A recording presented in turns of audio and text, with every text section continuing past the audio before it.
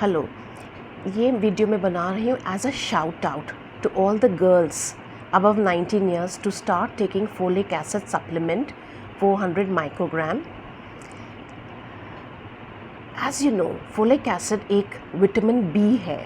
आप जानते हैं बहुत सारे विटामिन्स होते हैं, vitamin A, B, C, D, B, C water soluble vitamin होते हैं। और विटामिन बी का क्या आप जानते हैं कि 8 होते हैं ये, जिनमें से B9 इज़ फोलिक एसिड जो फोलेट फॉर्म में अवेलेबल है, और जो मैन्युफैक्चर्ड फॉर्म होता है वो फोलिक एसिड है। फोलिक एसिड एक ज़्यादा स्टेबल फॉर्म होता है जो बाद में जाके फोलेट में कन्वर्ट हो जाता है, एब्जॉर्ब होता है। और फोलिक एसिड की डेफिशिएंसी, कमी से एक चीज़ पाई गई है या ये इस्टेब्लिश हो गई है कि अगर फोलिक एसिड डाइट में कम है तो बच्चे में, जो बच्चा पैदा होने वाला है उसमें न्यूरल ट्यूब डिफेक्ट्स, जिनको स्पाइना बाइविटा या रीढ़ की हड्डी में होने वाले डिफेक्ट्स भी कहा जाता है आम भाषा में, ये पाए गए हैं। और इसका एसोसिएशन देखा गया है वेरी स्ट्रांगली। इसलिए आंख बंद करके, यदि आप कन्या 19 साल से ऊपर है, विवाहित है या अविवाहित है, विवाहित है तो उसे बच्चे चाहिए या नहीं चाहिए, irrespective all this she should take, उसे लेना चाहिए फोलिक एसिड सप्लीमेंटेशन।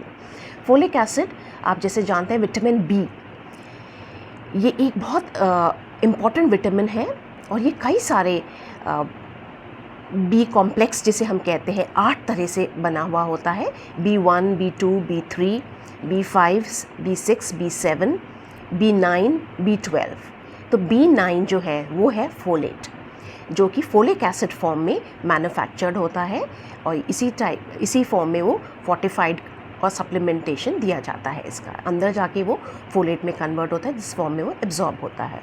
ये एक नेचुरली भी अवेलेबल है फ्रूट्स में, ऑन ग्रीन लीफी वेजिटेबल जैसे ब्रोकली है, स्पिनच है, इवन नॉन वेजिटेरियन सोर्सेज में ये होता है। बट क्योंकि हमारे हिंदुस्तान में बहुत सारे लोग शाकाहारी हैं, ये नॉन वेज नहीं लेते, वेजिटेरियन है प्योर, तो इस वजह से इनका सेवन, आपका सप्लीमेंटेशन देना बड़ा ज़रूरी होता है, क्योंकि उनके डाइट में ये डेफिशिएंट होता है ना। खमीर वाली चीज़ें, होल वीट, ये सारे वीट जर्म्स, जर्मिनेटेड वाला एंड फर्मेंटेड वाली चीज़ें कम खाई जाती हैं, तो ये डेफिशिएंट होती ही होती है।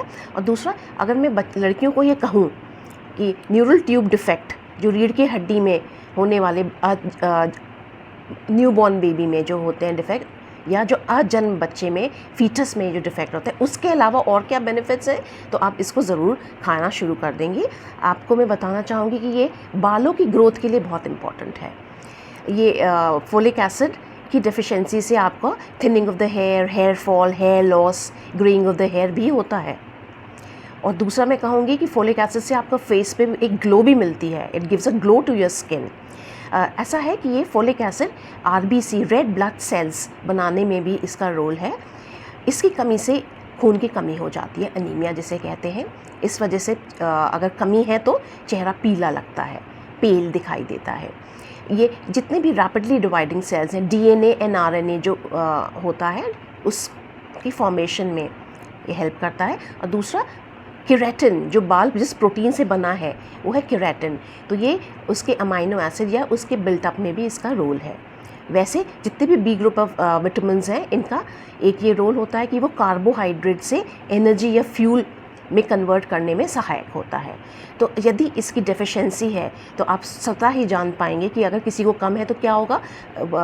Person will be very tired, थकान, सुस्ती महसूस होगी, नसों में इन्वॉल्वमेंट, बी ग्रुप के टिंगलिंग और नमनेस टाइप की सेंसेशन आती है कि हाथों में सुनपन, झंझनाहट, दस्ताना और ग्लव एंड स्टॉकिंग एरिया में आपको भी या कहीं भी any nerves, peripheral neuropathy central nervous system में भी कर सकती है। और B12 का भी एक मैं ज़रा सा कहूँगी कि अगर हम फोलिक एसिड, फोलेट बहुत हाई डोज में दे रहे हैं और B12 डेफिशिएंसी है, तो ये B12 की डेफिशिएंसी को मास्क कर लेता है। एनीमिया नहीं होगा, बट CNS या सेंट्रल नर्वस सिस्टम में डीमाइलिनेशन की वजह से कुछ तकलीफ़ें हैं जो होती हैं। इस वजह से हमेशा ये भी ध्यान रखना होता है कि बहुत हाई डोज में फोलेट नहीं देना, और B12 को भी नज़रअंदाज नहीं करना चाहिए। दूसरा, एक एकदम यंग लेडीज़ में ही नहीं, यंग बच्चों में ही नहीं, ये आपका 50 प्लस में भी बहुत इम्पॉर्टेंट है। देखा गया है कि हाइपर होमोसिस्टेनीमिया अगर होता है तो हार्ट प्रॉब्लम या एथेरोस्क्लेरोसिस जो दिल में कहा जाता है, दिल की बीमारी भी होने का डर रहता है। फोलिक एसिड का एक रोल होता है होमोसिस्टिन के ब्रेक डाउन में। तो अगर फोलिक एसिड कम है तो हाइपर होमोसिस्टेनीमिया हो जाता है, जो कि हार्ट के लिए प्रॉब्लमैटिक है। इसी तरह से जो एंटी एपिलेप्टिक्स पे हैं उनको भी folic acid supplementation high dose में लेना चाहिए। यदि किसी की हिस्ट्री है कि उनके रीढ़ की हड्डी में डिफेक्ट्स थे बच्चे में, तो ऐसी लेडीज़ को 400 माइक्रोग्राम की जगह 4000 माइक्रोग्राम फोलिक एसिड लेना चाहिए। ये सप्लीमेंटेशन उनके लिए अनिवार्य हो जाता है। तो अपने डॉक्टर से मिलें और देख रेख में आप इसका सेवन करें। दूसरा एक चीज़ और मैं कहूँगी कि आपने folic acid is very important even for cancers.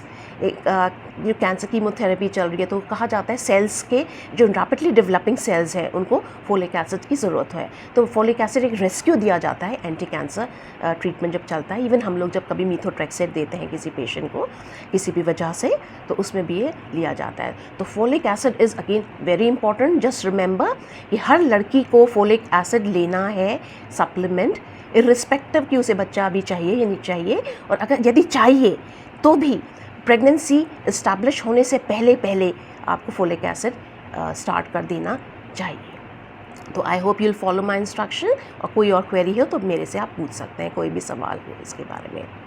Thank you.